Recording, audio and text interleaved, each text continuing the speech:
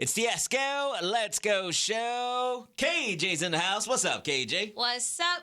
What's up is Kendrick Lamar. He did it. He performed Not Like Us at the Super Bowl, and he called Drake a you-know-what without calling him a you-know-what. And he had everyone singing along with him with the A minor line, and he did it all in bootcut jeans. Yeah. Are you here for Kendrick Lamar bringing bootcut jeans back? I was not a fan of that at all. He's trying to bring them back, dude. And he also brought Serena Williams to come dance on Drake's grave one last time. Yep. I mean, dude. He's getting a lot of mixed reviews for his halftime show. I will say this: I think what the big picture that people need to keep in mind is the fact that he made history, man. It was a historic performance for the simple fact that, like, I've watched a billion Super Bowl performances, and this is the first time a current solo rap artist, was the headliner. Like, that alone is history. It's the first time I ever seen somebody do a diss track at the Super Bowl. Yeah. 2 diss tracks. He also performed Euphoria. Yeah. So I think all that it was just a part of history, man, and I think that can't be lost at all. What did you think, KJ? Overall instant reaction. I liked the messages, and I just like how bold he was performing Not Like Us. I mean, he had the best time performing Not Like Us. Yeah. I mean, when he said when he said "Say Drake" and looked right at the camera and smiled. Oh yeah, I died on that part. I mean, he good. That was just one last kill shot right there. You know what I mean? Yeah. He's like, "Oh, you thought I wasn't gonna do it, but I'm gonna do it, and I'm gonna smile doing it." I will say this though, like, you know, the fact that he did end up doing Not Like Us, I wish he would have did more of the song. I think he should have took it all the way up to at least Tupac. You know what I'm saying? I can't believe we didn't send it up to Pac at the Super Bowl. That would have been awesome. Yeah. If we sent it up to Pac at the Super Bowl, I would have went crazy. I think he could have went a little bit further, don't you? If you're gonna do the song, you might as well do the whole thing. Yeah. I think so. Also, I wanted a little more SZA. I think SZA, we only got 2 songs out of SZA. Yeah, I thought she was gonna do a little more. Nah, you should have had a little more SZA. I know time is an issue when you're doing this show, but I mean, the crowd loves SZA. Mm-hmm. I mean, she got a massive pop when she came out. Like, the crowd went crazy for her. I would have loved to seen SZA do a little bit more. I think she sounded great. Anything that you wish would have happened during that Super Bowl halftime show? I do wish she would have had at least one more other surprise performer. Right, instead of Serena just crip walking. Yeah. Yeah. But I do love that Mustard was there. He brought out Mustard. Yeah. I love that part. Yeah, I love Mustard. I love the fact that Mustard came out. I thought that was dope.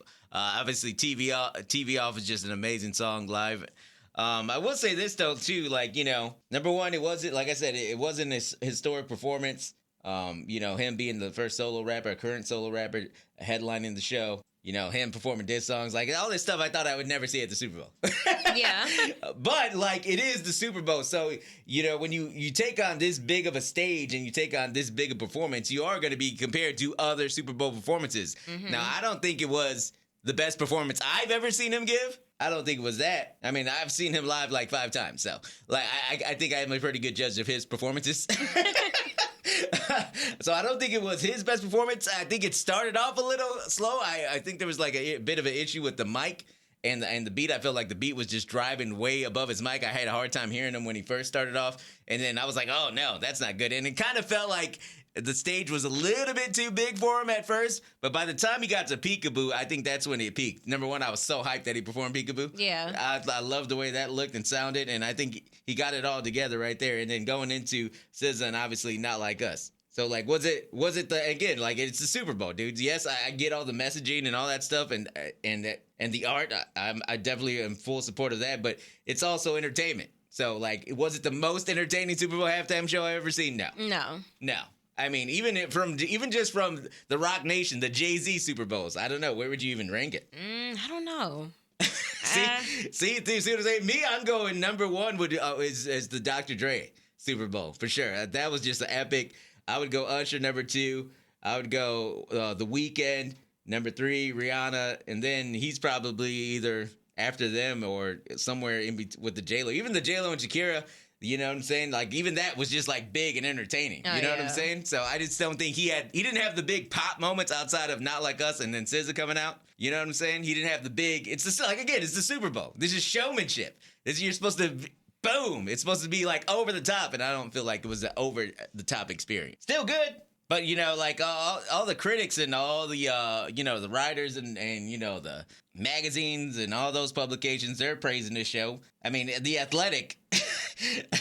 So, I mean, some of these rankings are pretty crazy. The Athletic, they rated the all-time greatest halftime shows. Prince number 1, Dr. Dre number 2, U2 number 3, and then they put Kendrick number 4. Oh, my God. I'm like, okay, like, let's calm down. You're going to really put him above Michael Jackson's performance? Yeah, I wouldn't do that. I wouldn't go there. But, you know, what about his set list? Do you wish he performed different songs, or were you happy with what he performed? I was pretty cool with the set list. I did think he was gonna sing all right though. I think, yeah, not doing all right is kind of crazy. I think it's such a big song, but I'm trying to remember. I have to go back and see what he performed with Dr. Dre. I'm sure he didn't want to perform the same stuff that he performed when he was a part of Dr. Dre's halftime show. You know what I mean? But overall, I thought it was good. And again, he just made history last night, regardless of whether people liked it or not. It's still a historic moment, and you know he set the bar for any future rappers that will get the opportunity to perform. Now they got to try and surpass what he was able to do last night. So big salute to Kendrick Lamar and SZA for crushing it last night. And of course, you can see them both live at Soldier Field, the Grand National Tour happening June 6th. Now, what do you think about Drake? I mean, how do you think Drake feels after this? Not Like Us rang off at the Super Bowl. Oh, I'm sure he's been talking to his lawyers all day. Man.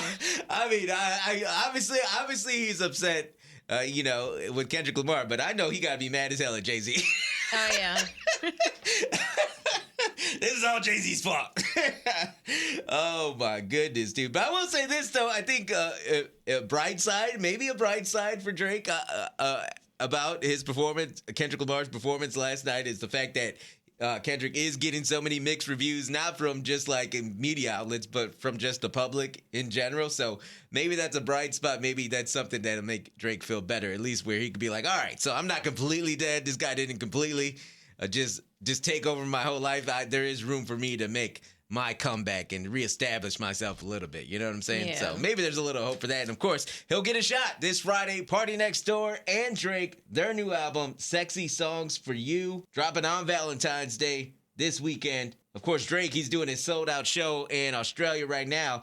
He did talk a little bit more about this new album. He said it's called Some Sexy Songs for You, but there's some turned-up songs for you on there too, and some personal feelings on there. Oh, so Drake got feelings, KJ. What kind of feelings is he going to be talking about here? Oh, man. Hurt. He's going to be talking about hurt and pain. I hope he doesn't have any more LeBron lyrics or Serena lyrics. You need to change all those lyrics out. Oh, yeah. Hey, thanks for listening to Celebrity Nonsense with me, Esko. Let's go. Make sure you follow my podcast and check out my YouTube channel. You can subscribe. It's the same, ESKOLETSGO. Esko, let's go.